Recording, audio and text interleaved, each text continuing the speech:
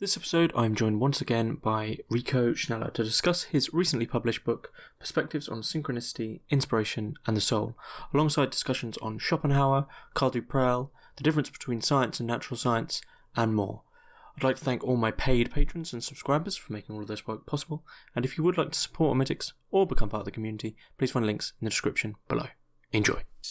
Okay, so Rico Sneller, thanks very much for coming on to Hermitix podcast once again.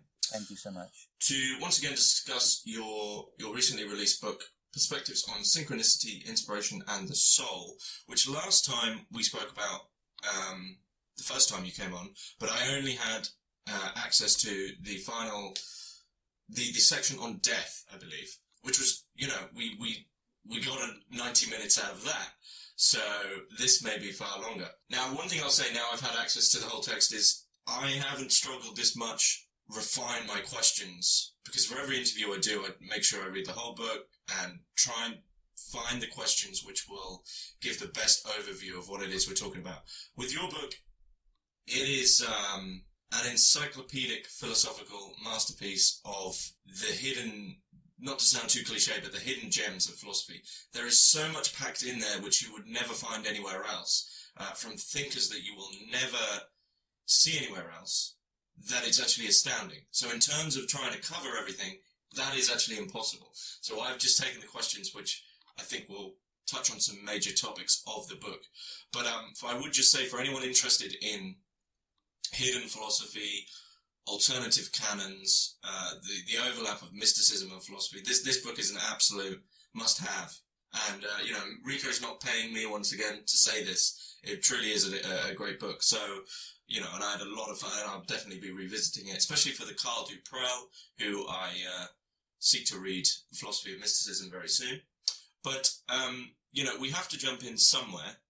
So, the first question, which was big for me, is the one that the book is sort of always tackling, really, even if it's behind the scenes, which is that historically there is a split for you between what we now consider science. Well, so originally, what we now consider science would have been considered natural science and would have taken under its wing far, far wider scope of investigation, from telepathy to synchronicity. It would have investigated these with the same rigor as it does now with, biology and physiology. But there's been a split now. So, for you, we now have science and we have natural science. And natural science isn't taken as seriously now. And, what effects do you think this has caused in philosophical and scientific dialogues? What has this led us to ignore? I would say with one word, life. Life. Absolutely. So there is a problem of vocabulary and language, because the English language tends to exclusively use the word science for natural sciences, whereas in German and Dutch the word wetenschap is used, which is a broader term. I've heard that philosophy and some philosophers in England are taught in the departments of literature, which would be crazy, even for some Dutch person, let alone for me, and for German. So I think what is called science in the English spoken world today is obsessed with control, with rigor, whereas it itself is based on a very narrow, I'm generalizing, of course, I'm absolutely generalized. It is based exclusively on a very narrow form of empiricist philosophy, which originates in the 17th century, and it's blind for that. And of course, I'm generalizing because there are a lot of wonderful scientists who are working on the fringes of their paradigm. And I'm not talking about those ones, but why are they working on the fringes of their paradigm? Because they discovered, albeit implicitly, that the paradigm is limited. And so the paradigm is a kind of prison to them and encapsulates them into a limited way of thinking, which needs to be overcome to get any further. So that's what I would say about this topic. I think science is limiting, and in philosophy, science is alienating itself from philosophy, and it was a kind of blessing that in the 19th and 20th centuries, phenomenology arose. It's not just Husserl, but Husserl being one of them, who the most important one, who emphasized that we need not neglect consciousness when doing research or when investigating, when observing. So consciousness is the kind of inevitable pole of thinking and observing.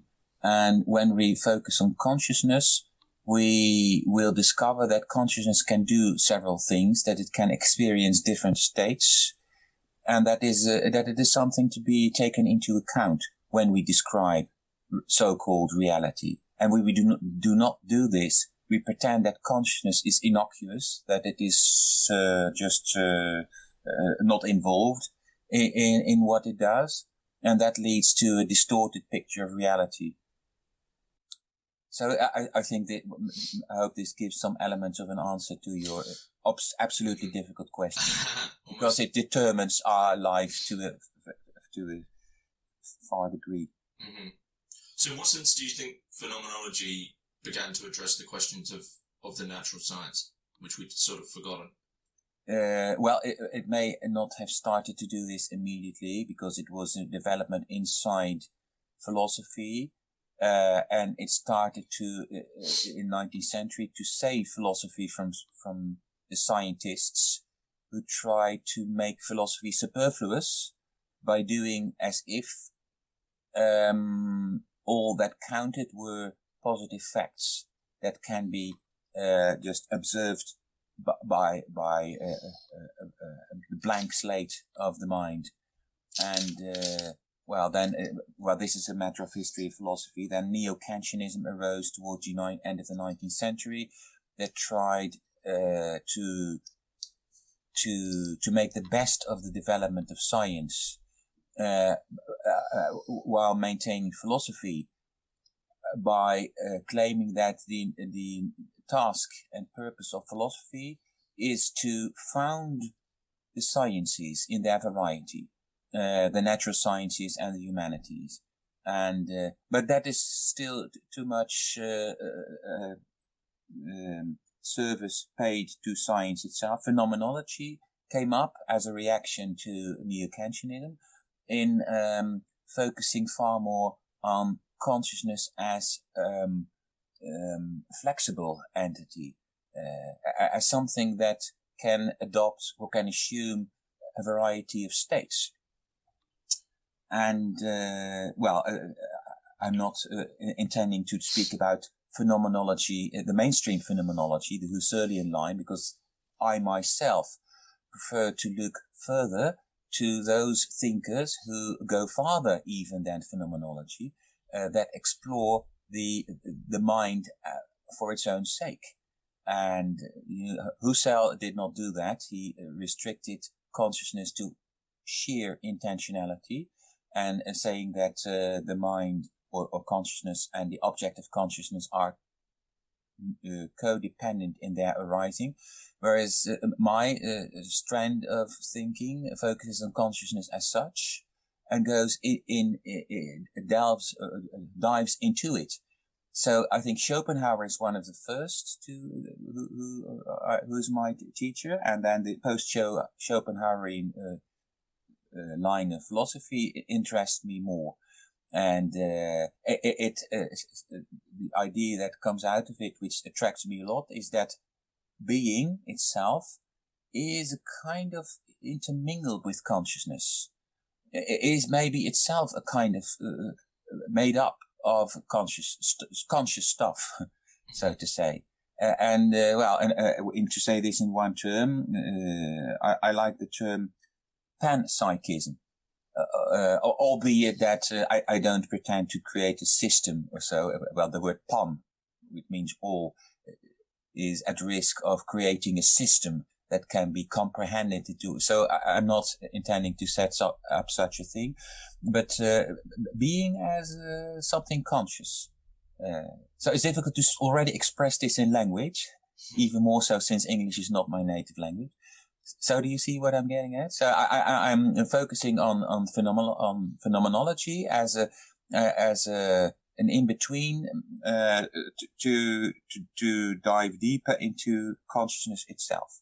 And therefore we need to go back to the 19th century tradition of philosophy, especially the Schopenhauerian line. Mm-hmm. And, I think it's like, not even Nietzsche, but Wegener and Karl Prel and Klages, they come out of this interesting line of thinking. And I think, so to go back to your question, otherwise I'm confusing the topics that we're going to discuss. So I think that this very fruitful, fertile soil, philosophical soil, leads to a very interesting alternative paradigm of thinking, of approaching life, which has been fully suppressed, not only by a mainstream philosophy, let's say mainstream phenomenology, let alone analytical philosophy, but I do not count that as philosophy. Sorry for this, but already by science. So, what we call the way you used the word science a minute ago. So science and let's say scientific research of the mind fully suppressed, and even not even suppressed, but neglected what came out of this reflection, this investigation of consciousness for its own sake. And I think it is my hypothesis that this neglect is detrimental to everything, to not only to science, which speaks for itself, but also to philosophy, but also to our standard way of seeing things, of living, of interpreting the world. The ecological discussions we have today about preservation of nature, it teaches us that there's something wrong in our relation to nature. Which may have to do with this suppression I was talking about. I hope this makes sense to you a little bit. Well, it's funny that you mentioned earlier on. You mentioned the idea of scientific facts, and then you mentioned that you don't really consider analytic philosophy. And it's funny. The other day I watched that clip of Bertrand Russell sort of describing how someone should approach life, and he said you should always discern the facts first. And my instant thought as a continental, I guess you could put that in quotation marks, continental philosopher, is to think, well, what's a fact? What system are you using to define these facts? What methodology are you using to define these facts? And it's almost a non-statement now. And I think perhaps you'd agree, I think to a certain extent, well, at least within the domain of materialist scientism, the word fact is fairly dangerous, because you just end up constraining entire debates and entire lives on a single rail, really. Absolutely, and I think the current debate we have about you say abuse of facts, or the Trumpism, etc., and alternative truths. It is just an outflow of the very distinction itself, or of the word fact. So in the world of facts, facts can be manipulated because facts are manipulables. Does that word make sense? A fact is a manipulable. Even historical fact, the word fact expresses its own normativity, and it blinds us to that. So a fact may not be a fact.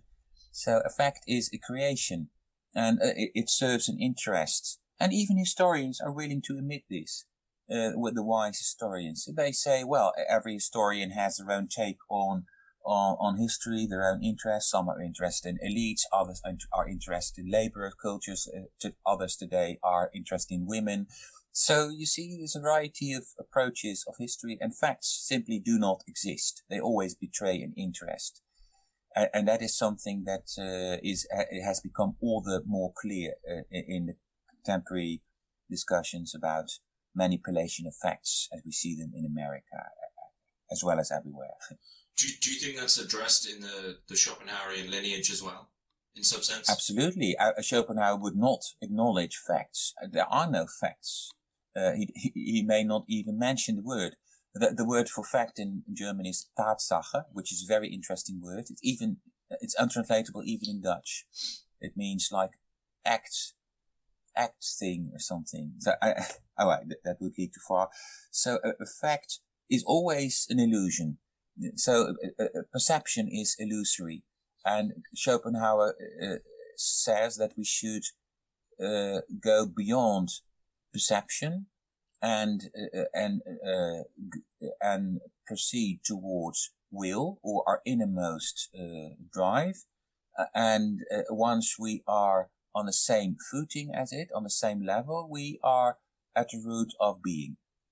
But that is demanding, because it's not something easy to do. It's not something that you can do overnight. It requires, well, it first requires philosophical training, and next it requires an attitude, an approach, which is not egoistic, a trans-ego approach, and it requires a form of asceticism, and perhaps even listening music. So this is something which I cannot emphasize that enough. This is so important, that the attitude with which philosophy is done is so important. When you, dear James, take a look, and listeners, when you take a look at the philosophers that you are familiar with, the ones you met at the university, be it teachers, be it students, and if you just make abstraction from their intelligence, which may be okay, but if you look at their attitude, well, then a lot of them may be very, very poor, very meager. They may just testify to a sense of inferiority, which is constantly struggling with itself. They want to draw attention to themselves, to their own victories, about good articles, good books. So I hope I'm not falling prey to the... Could you give examples of perhaps more famous philosophers who you think fall into having this bad attitude? I think it's especially the non-famous ones, let's say the ones working at universities, they are scientists. I mean, They do not philosophize, they are studying philosophers, which is not bad in itself. I do that myself as well. It's okay, it's helpful.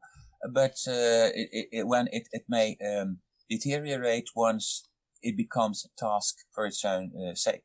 Like I'm studying the so many interpretations of Nietzsche or Heidegger, etc. Oh, it's okay, but it's not. That's not philosophy. So what you are doing is philosophy, I would say, and I try to do it myself as well. To think, to keep the ball rolling, and not just be complacent with studying with others what others have said.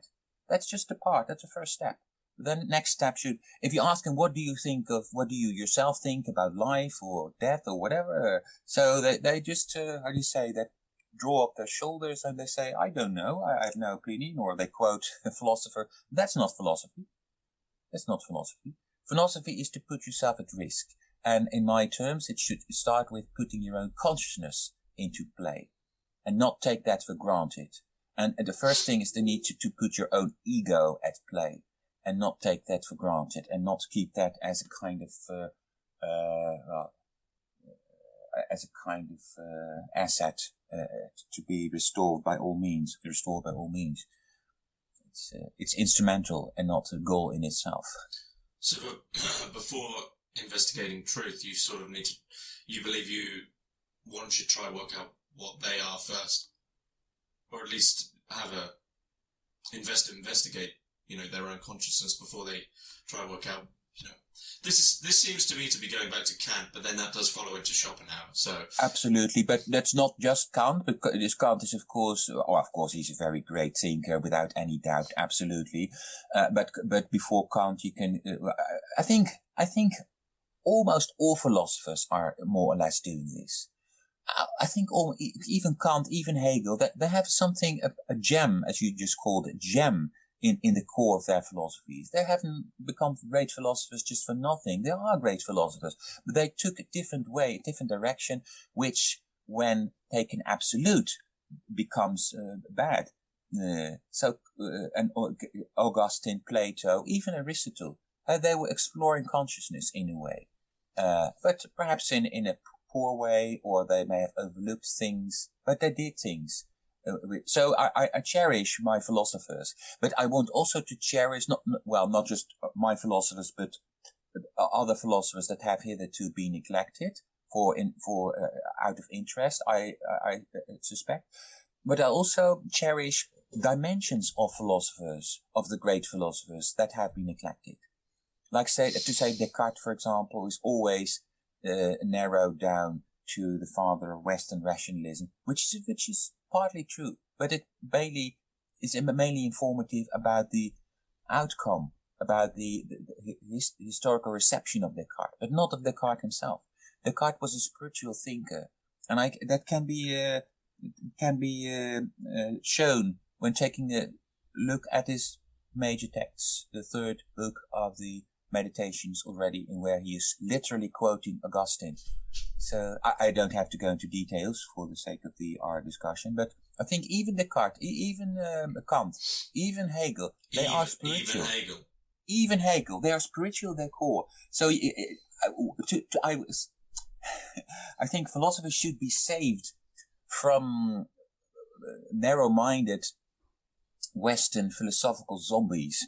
They should, a means to do this is to bring them in other contexts. For example, Hegel should be read in the context of Chinese thinking, or Japanese thinking, and Indian philosophy. I think that can save Hegel from his own offspring. Absolutely. Do you think this is why Schopenhauer appeals to you so much? Is because that's an unavoidable facet of his philosophy, is that his personal investigation into the Upanishads and the Veil of Maya and some aspects of Dharma, I believe. Although he claimed that it was merely a kind of coincidence that these traditions coincided with his own way of thinking.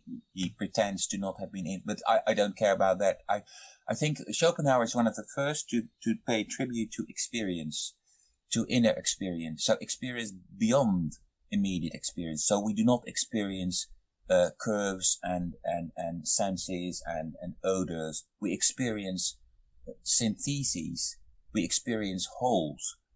And that Schopenhauer is one to prepare the way for this idea, which later came up in radical empiricism, in William James, for example, and phenomenology. So we experience units or unities, and analysis is only a second step. Analysis is preceded by synthesis, and Schopenhauer is more or less claiming this. Although it is difficult to discover this, and we need to go inside to find that out, I would say. No, but Schopenhauer is not the sole thinker. He is one of the first in modern philosophy to put experience at the center of philosophy and of thinking. Freud is also an outcome of Schopenhauer, and you know how important Freud has been for modern, especially French philosophy. Without Freud, there would not have been my cherished Jacques Derrida, for example, on whom I wrote my own PhD a long time ago. You wrote your PhD on Derrida and Jewish mysticism, right? Yeah, well, officially on Derrida and negative theology, but while writing, I discovered that my interest was going more and more towards Jewish philosophy. And much later, after my PhD, I developed an interest for Jewish mysticism. Not yet in my thesis, which was in Dutch, unfortunately. But no, Derrida, when I checked the index of my present book, I discovered that Derrida was quoted much more than I had originally intended to do. So you see, I cannot free myself of Derrida. So he keeps very influential on me. We all have those obsessions, the philosophical obsessions that you go back to. Yeah, but I try to heal from I try to recover from my obsessions by multiplying them. So one obsession is bad. You need to have a lot of obsessions. So my new obsessions are Klages, Karl du Prel, Schopenhauer, of course, and Karl Friedman and other thinkers. Okay. Mine's Gurdjieff, George Gurdjieff. Oh, Gurdjieff. Yeah, Gurdjieff. Yeah, Oh, George Gurdjieff. Oh, great. Oh, okay. I don't know him yet, but I know his name. We'll talk about it sometime. I was going to recommend it to you. But moving into some of the specific sort of methodology you use in the book, you mentioned two sort of potential ways of viewing reality. the haptic and the optic. And I was wondering if you could expand on these and what happens in this moment of optic viewing.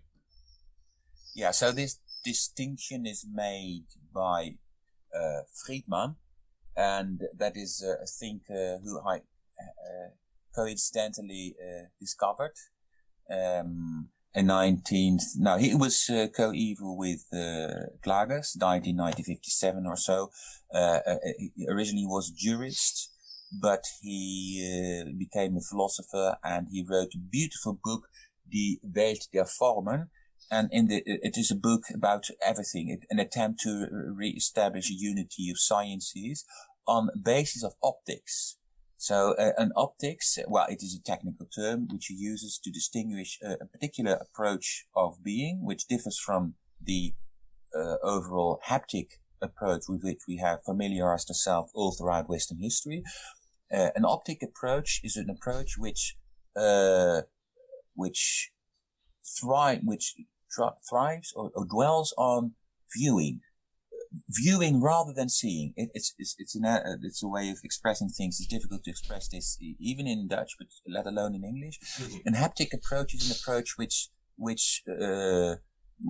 prioritize touch. Well, what's the difference?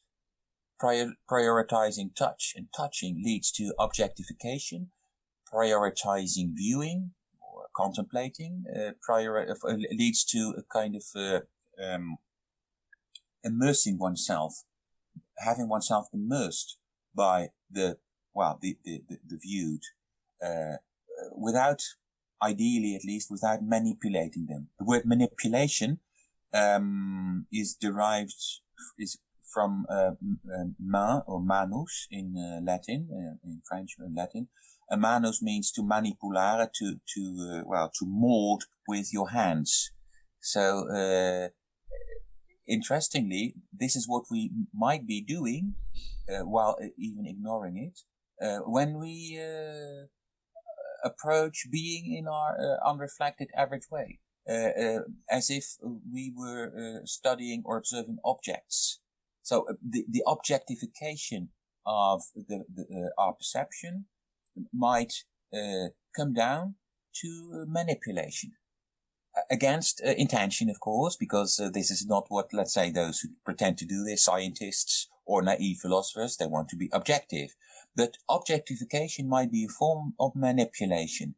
We just had a discussion, you and I, about the manipulation of facts. And I said that manipulation of facts becomes possible once we start distinguishing facts with good intentions. We talk about facts as if facts were facts. But that makes ultimately possible manipulation of facts. Why? Well, because it started with manipulating the live stream. So an optic view is a view which can you say primes on or at least takes a starting point in passivity, a kind of passivity, trying to not interfere with what is perceived. Whereas a haptic approach interferes without even knowing it. So to see, and not to view, but to see is almost the analytical way of perceiving. It's you see something particular, whereas viewing is more along the line of Klage's image, in which you allow something to arise of its own. Absolutely, because I forgot to say, and you rightly remind me of that to see or to perceive in the wider sense of the word, to contemplate, is to be nourished by wholes or by constellations rather than by particles or by analytical constituents. So the constituent is something that doesn't exist. It's only an abstraction of the mind. What exists is a whole or wholes, and there is a variety of wholes. And wholes, they cannot even be comprehended.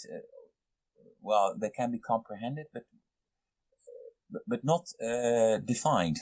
So difficult to express this again.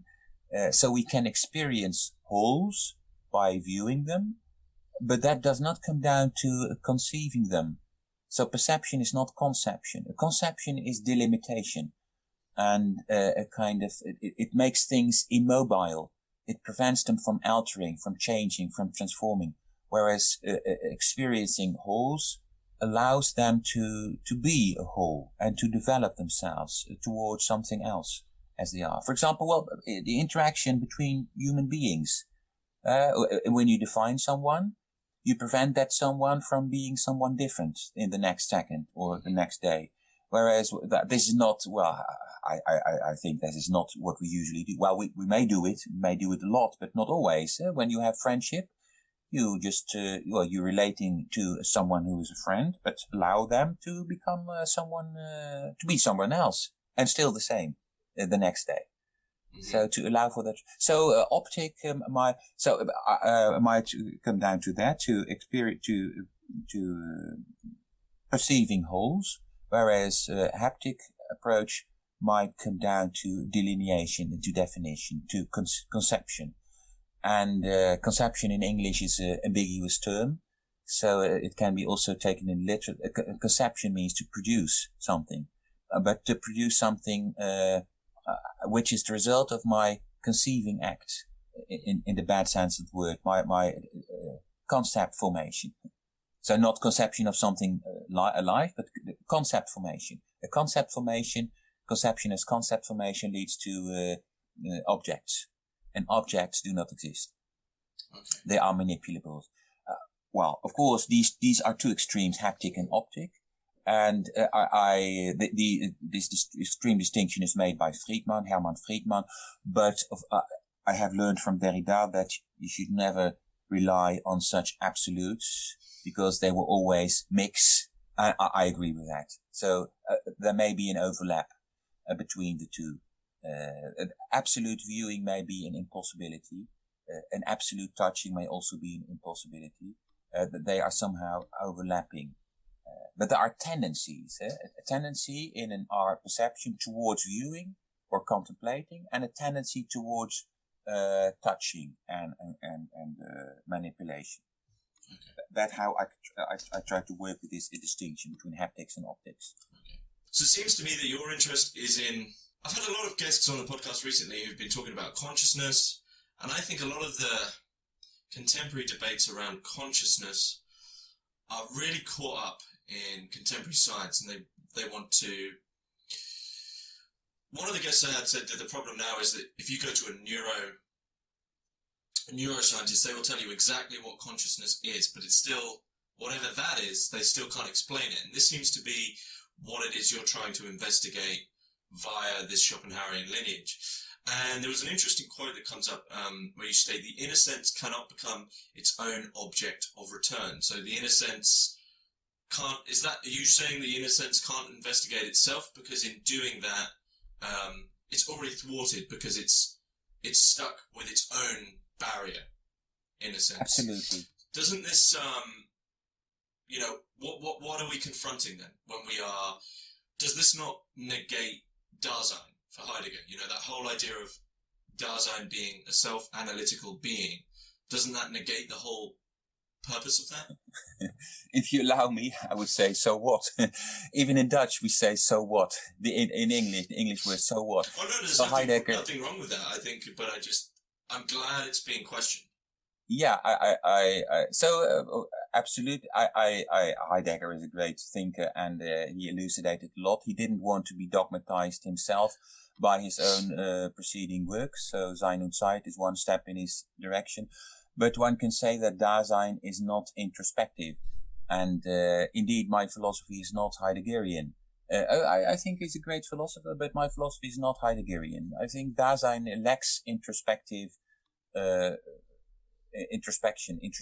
faculties that is neglected or ignored by Heidegger. And that may be telling about him as a person himself, about introspection. Oh, okay, well, one can perhaps try to figure that out, how it does in the conscience, Hof des Gewissens, etc. But anyway, I don't care if that goes contrary to what Heidegger stated. I think there is a kind of innocence. Well, I forgot that I used that word innocent, but I would call it an abyss. It's abysmal. And once you go into the abyss, you never get out of it. You can only go deeper and deeper. And that's what I prefer to do. Go deeper and deeper and never reach the end. It's unfathomable, so to say. Do you think in that sense that the abyss is self-created? It's not self-created. It is that which allows for creation. It precedes creation. It is the abyss which is frightening and promising at the same time. I am inclined to bring it in contact with what I've called, I didn't call it myself, with what Otto Rank, the psychoanalyst, called birth trauma. And, well, in a way we come back to Heidegger's notion of being thrown into being.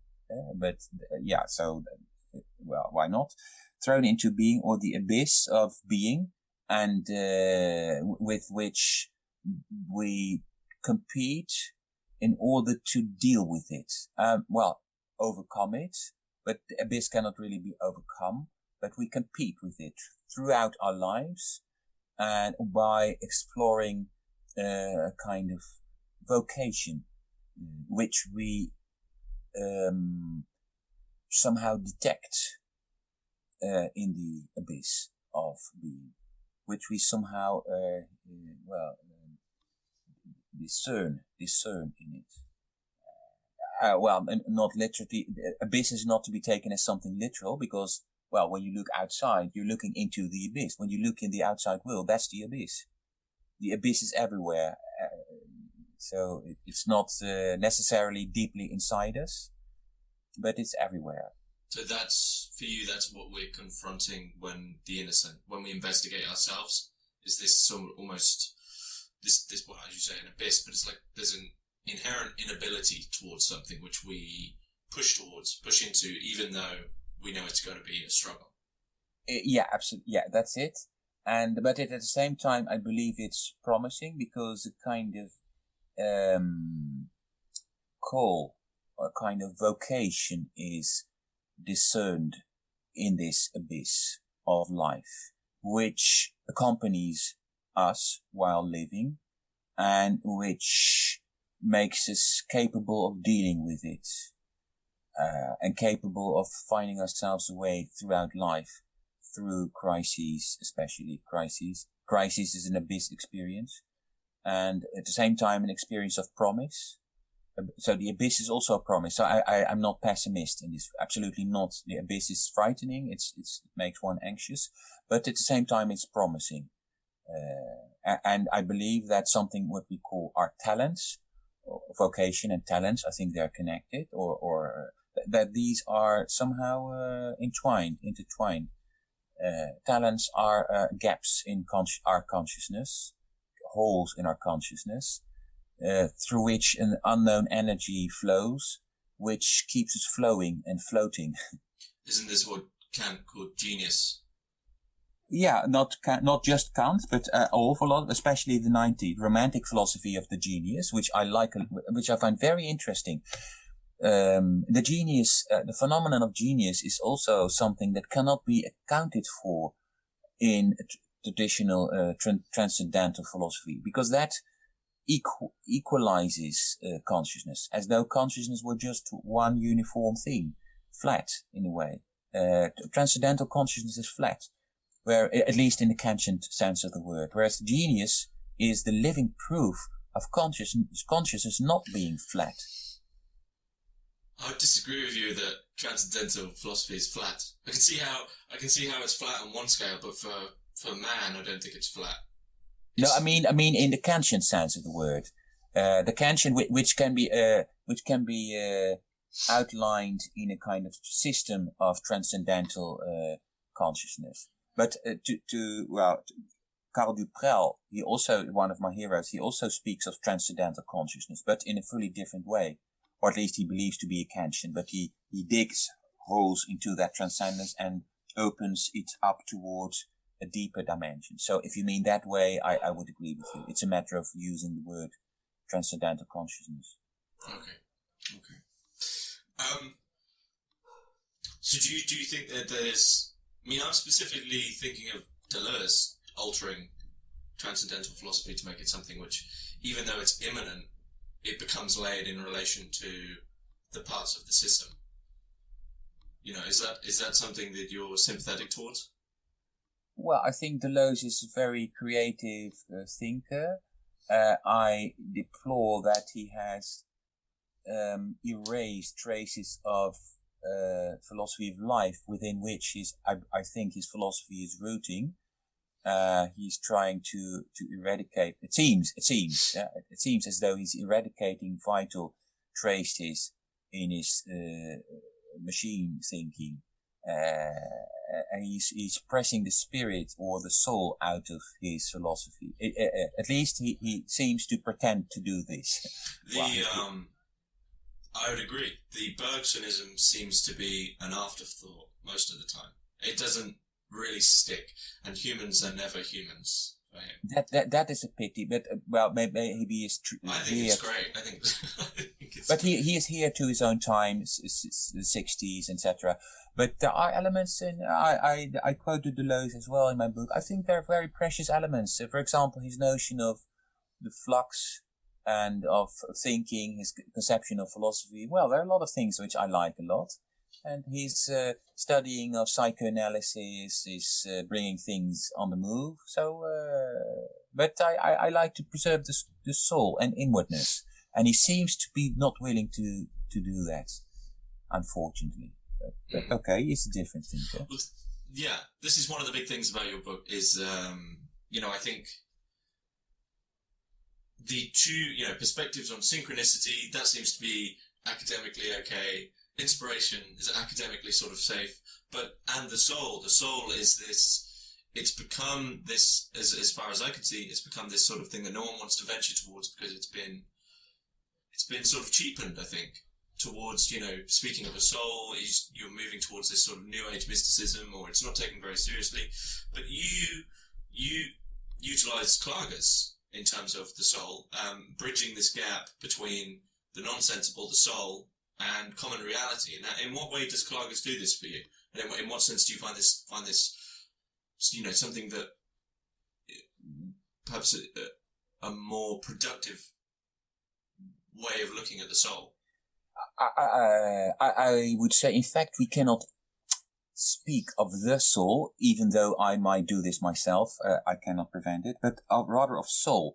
So the soul hints at a something that we can possess, or that we possess, or that we do not possess. Even those who reject the soul, they fall prey to the idea as if the soul were a something.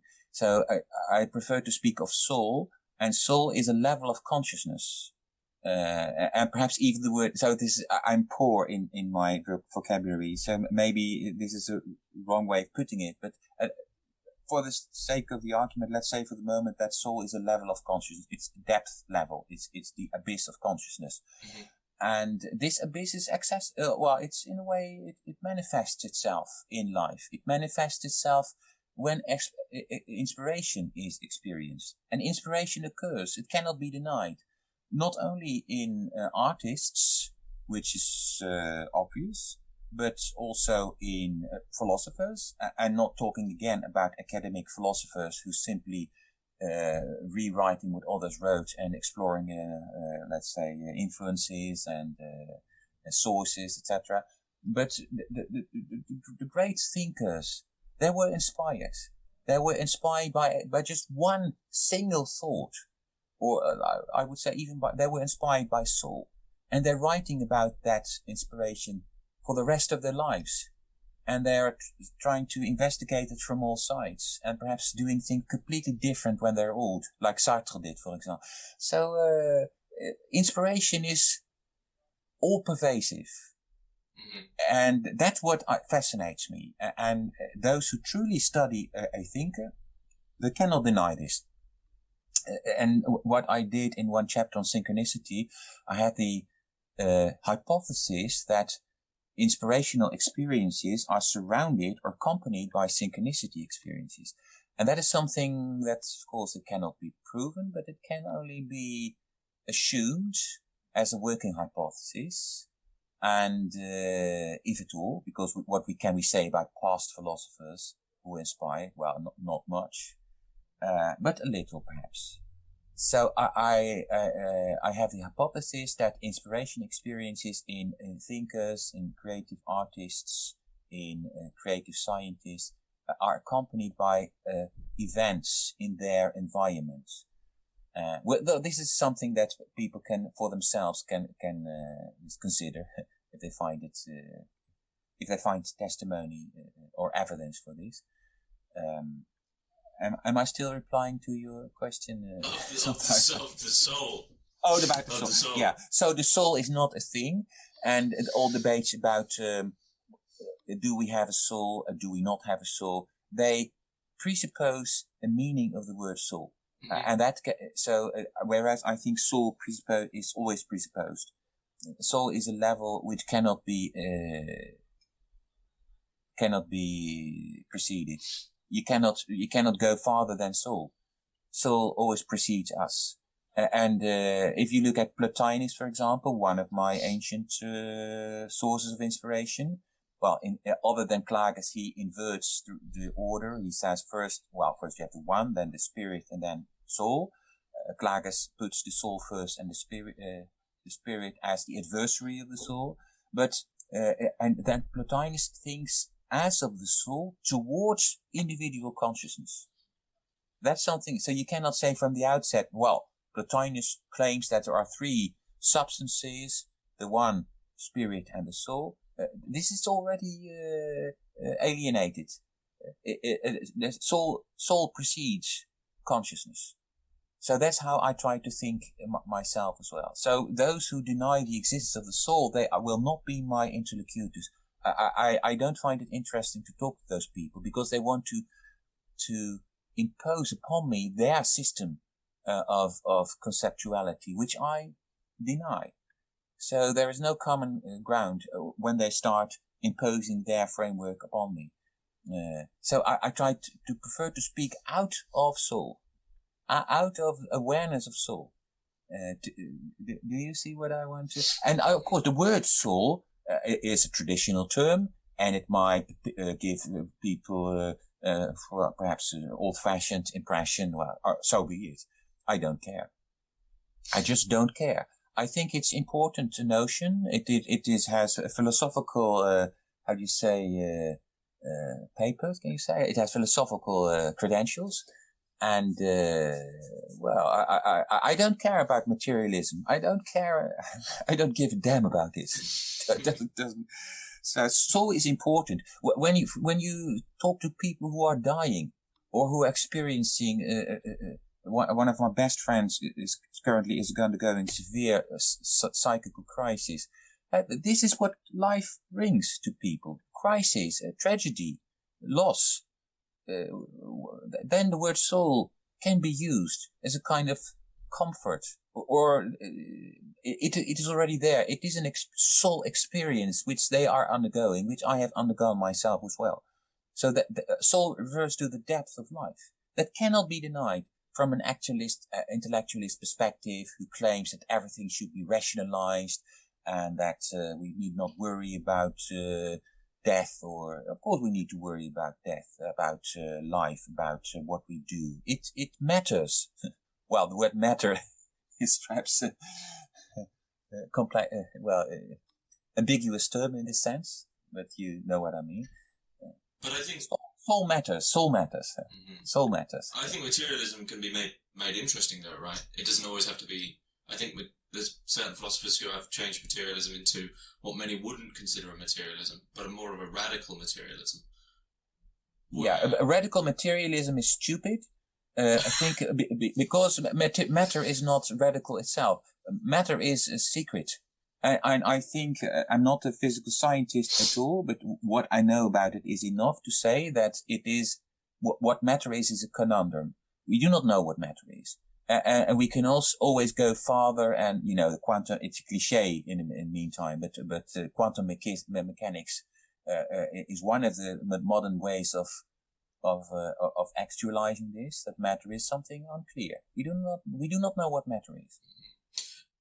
It's funny, in the interview with your good friend Hans Göring, he said, the absolute can never be known, which seems to be the point that you're approaching, and what do you do to address that, that eternal unknown? Then do you just keep searching? It can be experienced. Okay. It can be experienced. So life is not in vain, and life is a process during which it can be experienced. So for you, there's a huge difference there between knowledge and experience. Absolutely. Okay. So, we would need to define what knowledge means.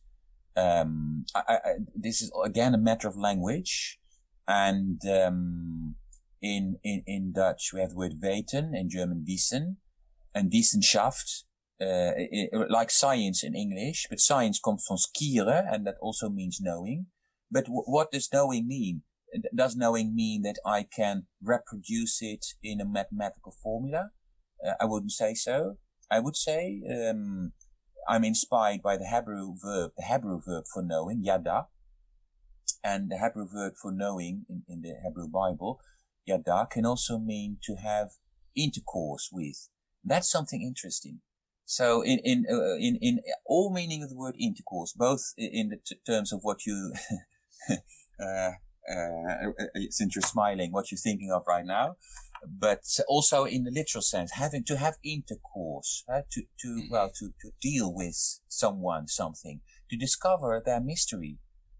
So to know is to discover them, not once and for all, but to go deeper and deeper and deeper into their mystery. You should know that the title of my book was originally meant to be Into It, but that was rejected or declined by the publisher, because they found it too vague. Well, okay, I said, let's not discuss it. It's okay, because you are far more knowledgeable about markets, etc. Now it's Perspectives on Synchronicity, Inspiration, and the Soul. But Into It was my preferred title. To go into it, and not into it to reach the bottom, because you cannot reach the bottom, but to go deeper and deeper and deeper. So that is how I would define knowing. So what do these philosophers that we spoke about earlier, the academic philosophers who just use other philosophers but don't actually philosophize, what would you call that form of knowledge?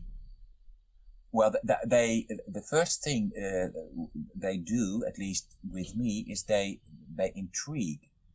They wind me in, like the word intrigue means, they wind me into a kind of web of fascination, a web inside which it feels good. So in Klages' philosophy, of course, Klages is not a saint, or if he is a saint, other philosophers are saints as well. But he is not the last philosopher. There will be other philosophers, fortunately. But he is one of those who winds me in a web in which I would like to be, in which it feels good, not suffocate. So it's, web maybe, but not suffocating web. It's not he is one of those philosophers who aims at bringing thinking in connection with life, with experience, with oxygen, with blood, with love, with spirit in the good sense of the word, that's the Holy Spirit. But in other contexts, last week I proposed to speak not of the Holy Spirit, but of the Holy Soul, because the Spirit has been too much spiritualized, the spirit of the Christian tradition. I would prefer to speak of the Holy Soul. It's a beautiful assonance, Holy Soul.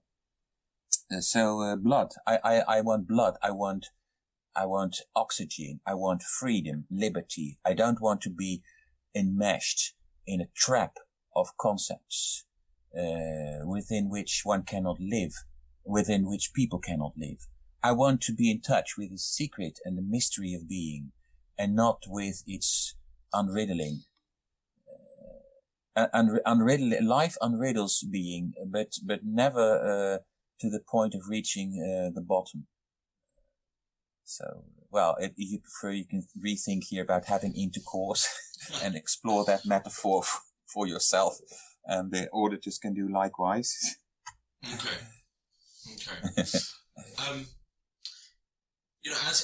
As on the last interview, we touched largely on the death, which I believe is the later section of the book. We've touched on the soul. It'd be nice to touch a bit more on inspiration. And you have two notions in relation to inspiration and creativity, which we've sort of already touched upon. But you have these notions of self-abandonment and self-giving. So I was wondering, how these tie in with inspiration and creativity, and why they were important for you. Then I started drawing on the notion of self-abandonment as an attempt to interpret inspiration, as a kind of protest against the reduction of anthropology to self-protection, self-preservation, which is the old story of Darwinism, neo-Darwinism, and Hobbes. Not Spinoza, by the way, but that would be another point. But Hobbes, every being is always out for self-preservation. I found that a reduction and a distortion of experience. There is another fundamental drive, which I call drive towards self-abandonment. And there's evidence enough for this self-abandonment, like artists or inspired people or people following their mission of life.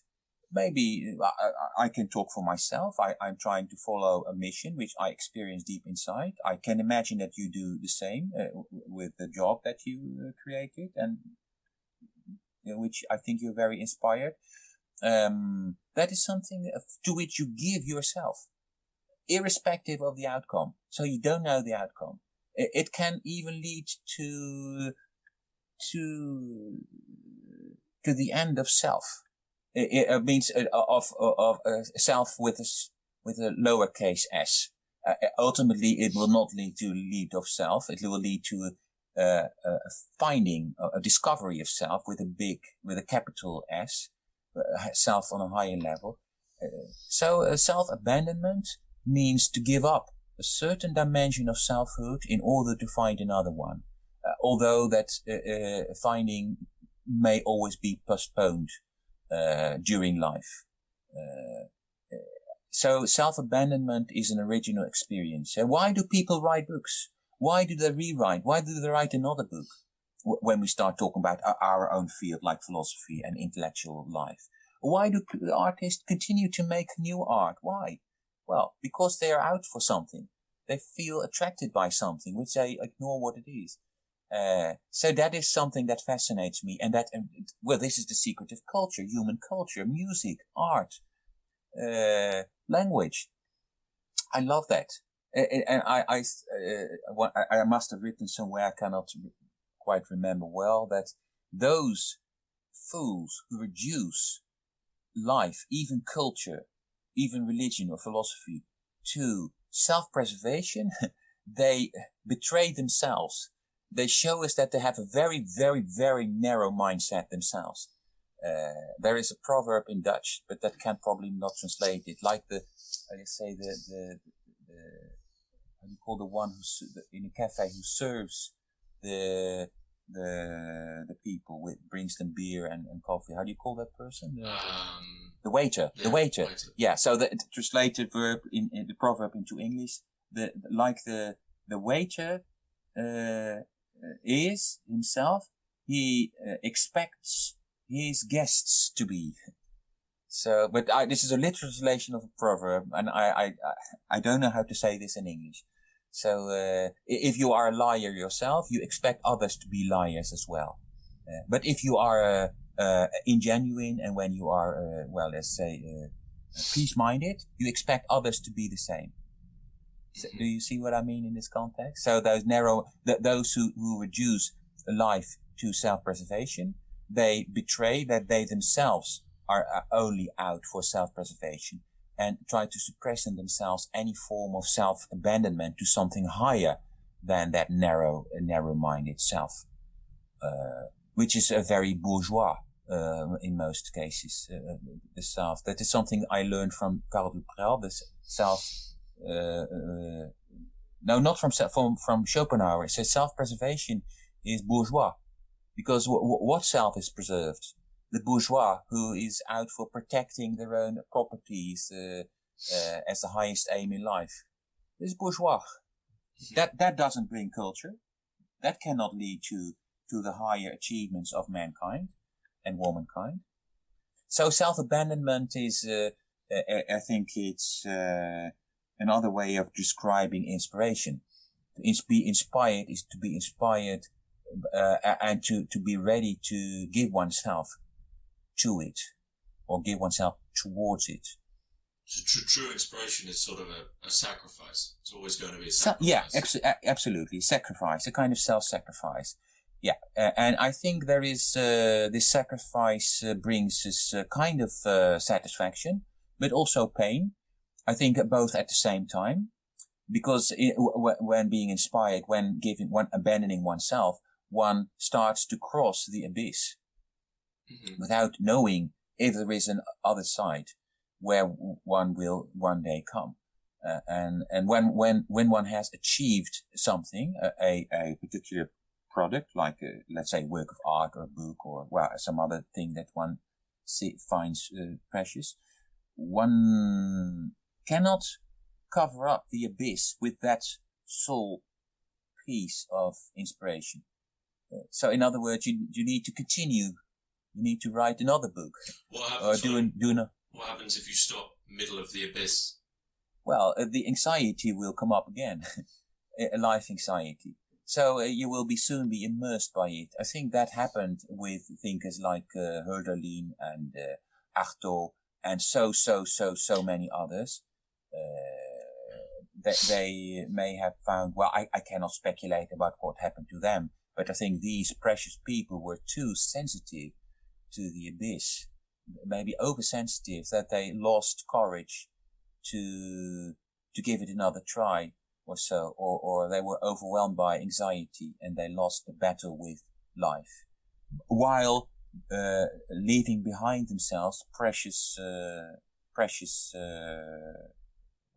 pieces of art. So it's not just a happy story. A lot of people, they seem to perish. I say seem because nobody ever perishes, but they seem to perish in life, to be emerged by anxiety or by disaster or catastrophe. But they left behind traces of hope in their work, I think. Okay. So you don't think that's something that is as commonplace, or do you think that this idea of self-abandonment, you don't think that's within modernity is something that's even, it's seen as strange and weird now? But do you think it used to be a bit more commonplace? I think it had always had some degree of obviousness about it. So people do it, and they have always done it. When we solely look at Western tradition of philosophy, Plato started doing this by giving up a career in the society of Athens and following the footsteps of Socrates. Socrates, in a way, did it by not choosing to have a job, but by walking around in Athens. And so many others, Heraclitus, etc. He was a crazy fool, a lunatic who ran around through the desert of Western Anatolia. And I think so many other, Confucius, Lao Tzu, Jesus, they just gave up everything. So people have always been familiar with it and considered these people as lunatics, unless they started studying it from the inside. So what are these people out for? What are these people looking after? And when they seriously start looking after it, or looking after it, or looking for it, they might have discovered that it is something worth giving up yourself for. Do you think self-abandonment is potentially a thread which connects the three themes you take up in your book? Self-abandonment, but also self-preservation, but in another word. And this is something I learned from Karl du Prel. Karl du Prel, 19th century philosopher who was critical of certain strands of Darwinianism, which emphasized self-preservation. Karl du Prel said, in a way, Darwin is right, but not in that the self is our bourgeois, our immediate self, but in the sense that there is always something higher in the self that we will preserve. Take someone who is desperate about life events, about catastrophes that have befallen them, and that if that someone does not commit suicide, as unfortunately often happens. But if that person still continues struggling, despite what happens around them, that is a sign that a higher self is at work that makes someone continue struggling. And I find that wonderful, this idea. Because so many people are living in despair. If you look at the Middle East, about Syria, and now currently Ethiopia, people living in concentration camps in North Korea, or living in slums of Brazil or Middle America. These people have so many reasons to give up their life. Because it's just tragedy, poverty, hopelessness, despair. If these people simply do not give up life, throughout the despair, then this might be indicative of there being a kind of higher self calling them. And the word self might be elusive. I don't mean self in the sense of property. That is myself. Thou shalt refrain from interfering with myself. No, not a self in terms of that is destined for me. A self that is assigned to me. A self that belongs to me, but not as my property, but as my vocation. That self. So that self is protecting me in a way. And I am protecting myself when I do not give in to despair and not destroy myself. So that self is preserving, is worth being preserved, and is preserved throughout life. Unfortunately, not always. So I think we can see where the soul and inspiration come in for that self. But how does that fit into synchronicity? Synchronicity is leading us back to a deeper layer of awareness, which has not yet fallen into the trap of analysis, which is still open to, coincidence or coinciding, or the simultaneity of a series of events, as belonging together. It's still open to what the existentialists have called situation. In a way, I'm just coming to this idea right now, what the existentialist philosophy, even Sartre, who is as unspiritual as can be, but even Sartre, when speaking about situations, la situation, I think situation is synchronicity. It's kind of coming together of several single causalities, leading to a common picture, which can be experienced by a subject as meaningful, as infringing of their immediate subjectivity or self with a lowercase s, and calling towards something and towards opening oneself to the situation, which is enriching and nourishing at the same time. So synchronicity is something fascinating, and it more than you might think, more than often overcomes people. And it would be, those who are listening right now, I would invite them to not just think about their own experience of synchronicity, but ask others about it, and open-minded others, and ask them, did you have examples of synchronicity experiences, like the coming together of a set of apparently loose threads of events, which seem to have a kind of higher meaning, seem to have something to tell me, without there being a single cause behind them. If there were a single cause, it were causality, and it were at the same time meaningless. Causality is meaningless. Synchronicity is meaningful, but one could always say that it is coincidental. Like one could say, synchronicity is only coincidental, so it has no meaning. So again, you see, it's difficult to express this. The causality principle in its reductive form, by which it has gained predominance in the Western thinking, is impoverished. It has eliminated other forms of account of change, which, among others, Aristotle tried to account for, and reducing change to one single way of accounting for it, linear causality or efficient causality, and thereby eliminating or deleting meaning. So, and relegating meaning to the realm of fantasy or the realm of fiction. So a lot of things have been done already before we modern people start thinking. We pick up those concepts and we do as if coincidence were obvious, as if there was something purely coincidence and nothing more. Whereas the concept of coincidence might be very problematic, very biased. So I hope this makes sense a little bit. How do you move synchronicity outside of do you change it from the stereotypical Jungian version of synchronicity? Is there any alterations of it in your text? Well, I would like to extend the concept of synchronicity from coincidence at a same moment. There may be a kind of linear synchronicity, and this is what Paul Kammerer, one of my heroes, Jung's predecessor, would have called seriality. For example, to take just a stupid example, perhaps I encounter the number of, let's say, of 27 several times a day or throughout the week. Let's say I have to take a tramway number 27 to a friend who happens to live there and there in the city, and the next day I have number 27 of a particular issue of a journal which is sent to me by mail, and another day so I have seat number 27 in the cinema. You mean those kind of things? That is serial. So it's not at the same moment, but I would extend synchronicity to that as well. Why not? Because it's within a condensed period of time. And it might be experienced as remarkable.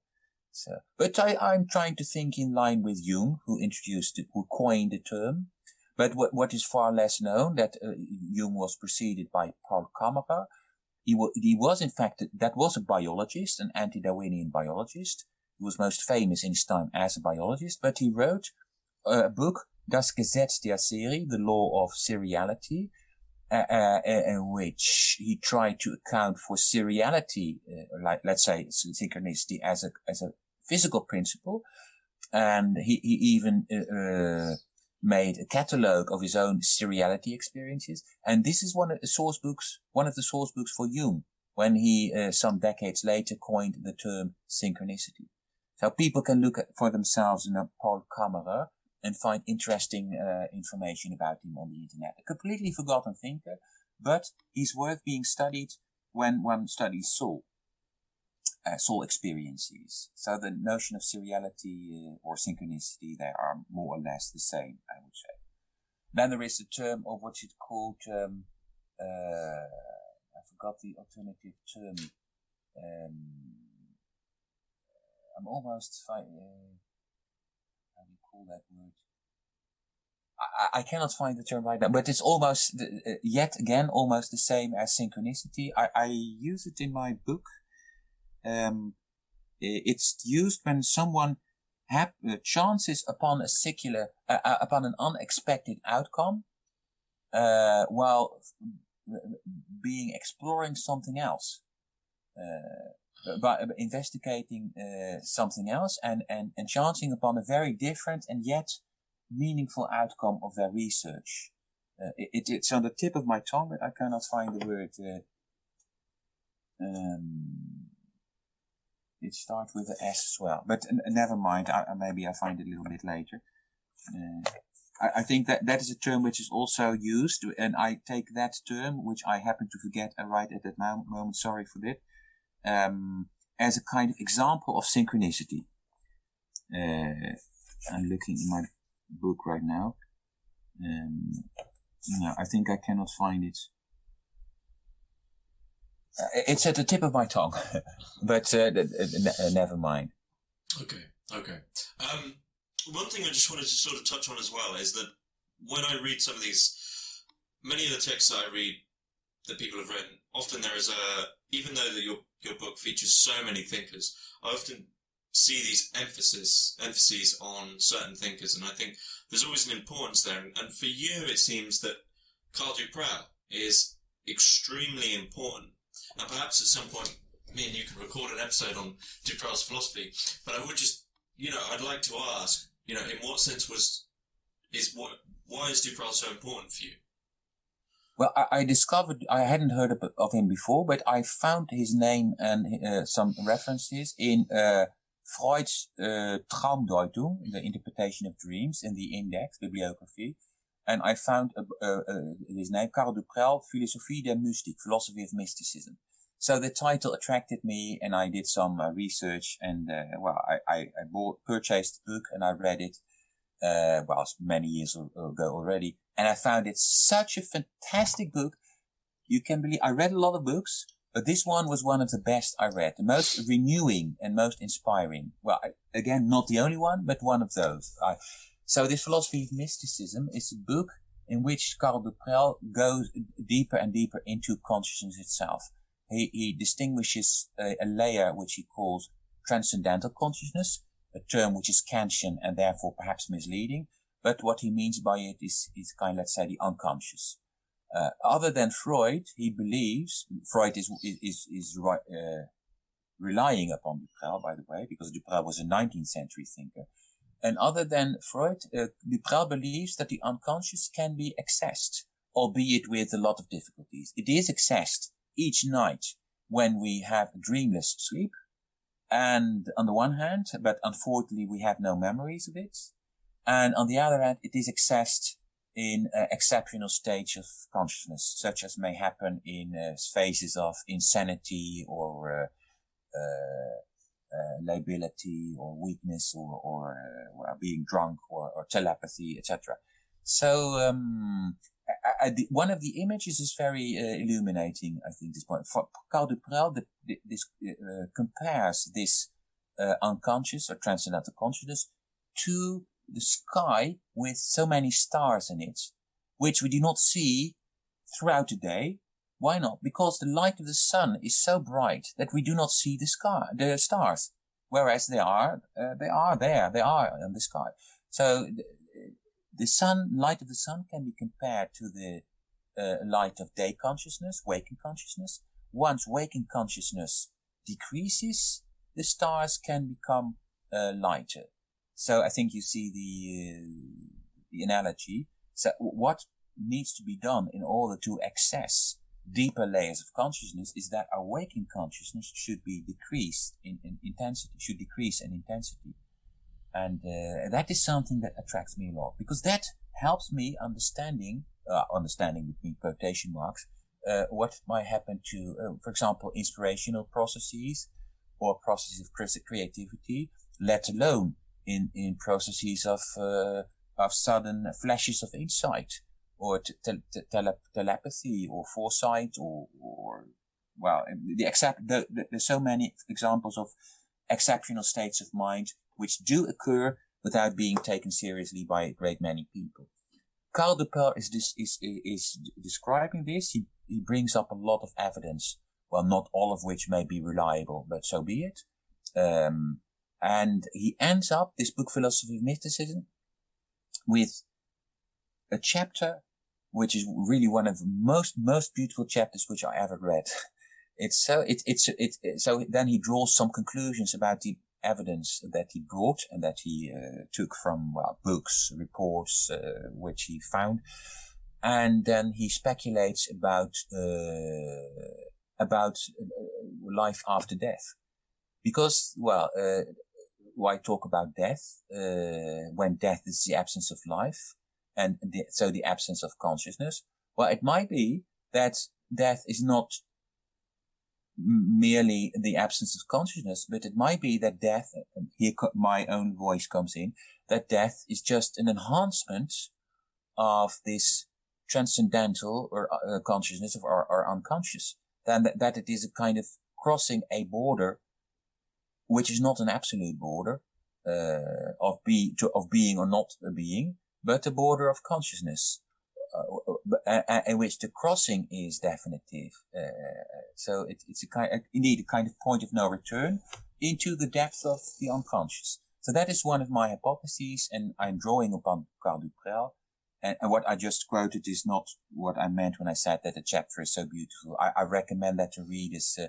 There is an English translation of the book, even a Dutch translation, but very old, I think.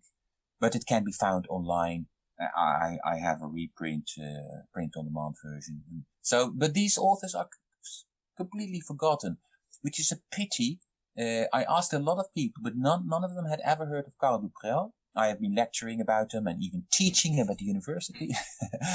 And he is a philosopher. He is a philosopher, so he is absolutely he's an intellectual, and even not just one among others. He is very sensitive. He became a spiritualist. I don't know how you call this. So he developed a practice of conjuring up spirits, and he was influenced in this by a Russian, Alexander Aksakov, who stimulated him in doing this. Well, one may have one's thoughts about that practice. I myself am not a spiritist. I'm simply interested, but this will not be the point of my own research. But that is the way he went to himself. But please read and study Karl Prel. He is worth reading. And he wrote so many things. He was consulted by artists, by, for example, Rainer Maria Rilke, because Karl Prel wrote a book on poetry and altered states of consciousness. And about poetry and dreaming. And then many poets went to Karl Prel for consultation about, what can you tell me about my dream consciousness, my unconscious, having read my poetry. And one of them was Rilke.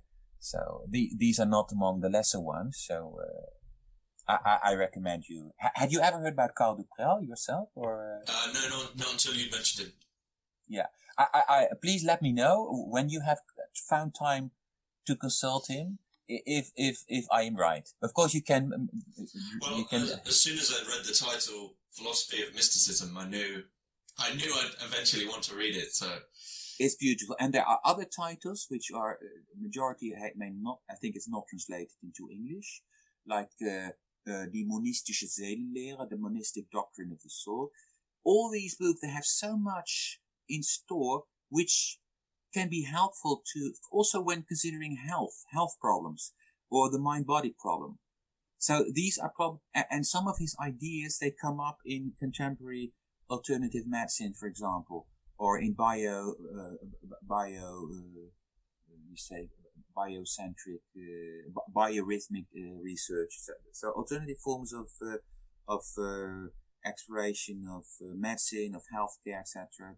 They come up to similar ideas as Duprel does.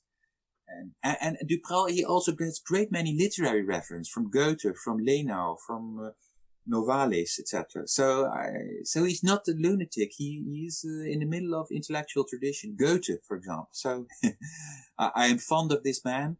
And I see him. I hope, you may find this naive, but I hope that he is looking down upon me from heaven, and that he, this is my ego speaking, sorry for that, but that you say, well, thank you for doing this to me, but sorry, this should perhaps not be recorded, this is my ego speaking, but I try to keep his memory alive, because he deserves it, just as Klages deserves it, just as Friedman deserves it, and so many other thinkers deserve it. And readers can judge for themselves. They can judge for themselves if they agree with me or not. Everybody's free to, in their own way of thinking. Is there anything you'd like to add about the book? Obviously, there's, for anyone listening, there is so much more in the book, obviously. But is there anything you'd like to add? Yeah, I like to add that you said at some point that there are encyclopedic tendencies in the book. Yeah, that may be so. I quote a lot of authors where I try to develop my own argument. Other people have asked me about it. I said I want to keep my cherished love babies together. I want to somehow to tell about them to my audience, because they are worth reading. If people don't believe me, just try it for themselves.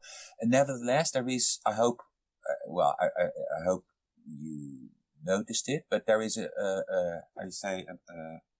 my heart is in it, and my soul. And it's even the product of a period of suffering in my life. So this is suffering and a beating heart translated into the form of a book. And at the moment, I believe in my book. Of course, this is not. There are a lot of other books to be written, and there are no sacrosanct books. But for the moment, I am proud of my book, and I love it. And on the 25th of January, in the afternoon, there will be a public presentation, online Zoom presentation, to be organized by me and the publisher, Cambridge Scholars Publishing.